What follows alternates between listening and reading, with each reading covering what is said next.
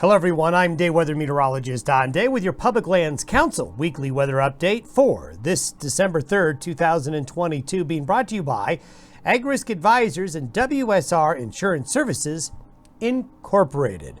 Well, November ended up being a cold, wintry month for the most half of the western United States, and we'll show you some data there to support that. In the long term, what's going to happen over the next week to 10 days is it's going to be a busy pattern. Occasionally cold and active weather will continue over the western half of the nation. This is good news for the snowpack. More mountain snows are likely from the Sierra Nevada to the Cascades to the central and northern Rockies. We're going to see an influx of Pacific moisture in Canadian air. That's going to put more snow down on the mountain slopes. We don't, at the moment, see a lot of moisture or a lot of snowfall getting east of the Continental Divide. There'll be some, but it's going to be wintry. Very typical early December coming our way. And as it looks, most of the month of December, if not all of it, is going to be busy.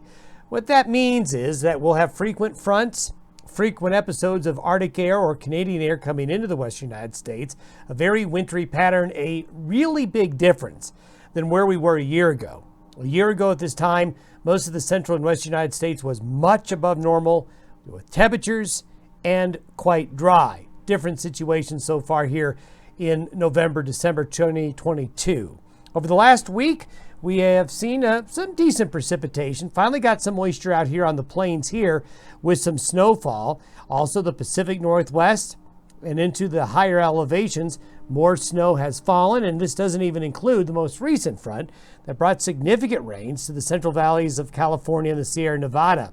So we'll see that on next week's map. When you look at snowfall over the last 2 weeks, you can see even down into parts of the southern plains, New Mexico, West Texas, with that Thanksgiving weekend storm. Then you can see the lake effect snows across the northeastern United States, but a wintry pattern for sure here over the last couple of weeks. And this is what the month of November has been like for the nation and for most of Canada. And you can see from the northern and central plains to California, from northern Mexico to Alberta and into British Columbia and Saskatchewan, it has been a cold month.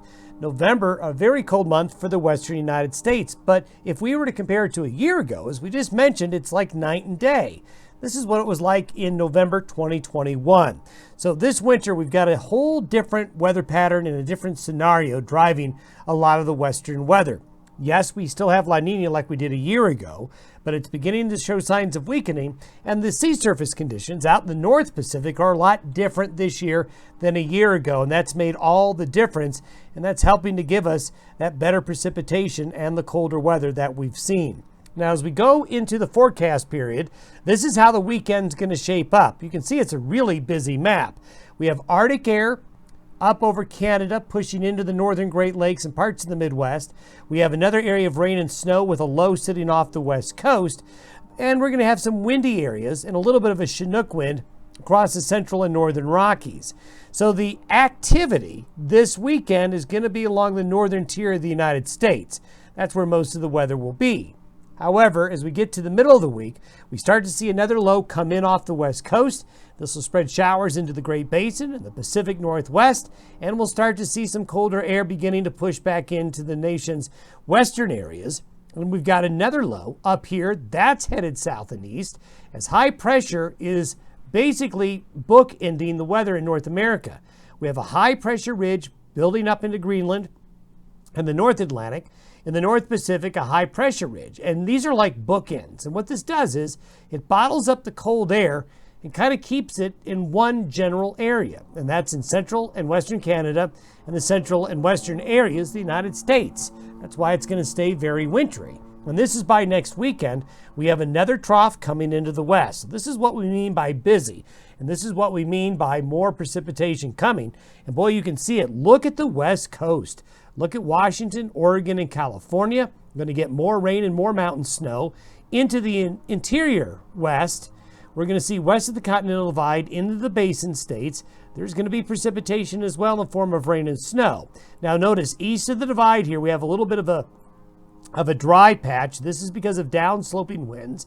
So this is why we don't expect too much in the western high plains although we will have episodes of some lighter snowfall chances and certainly some colder weather. But this is a pattern that's really going to favor the mountains and building that early season snowpack in the west.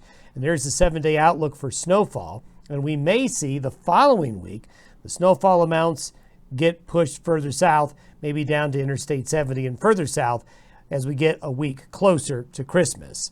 Our next update will be December 10th. Have a great week ahead.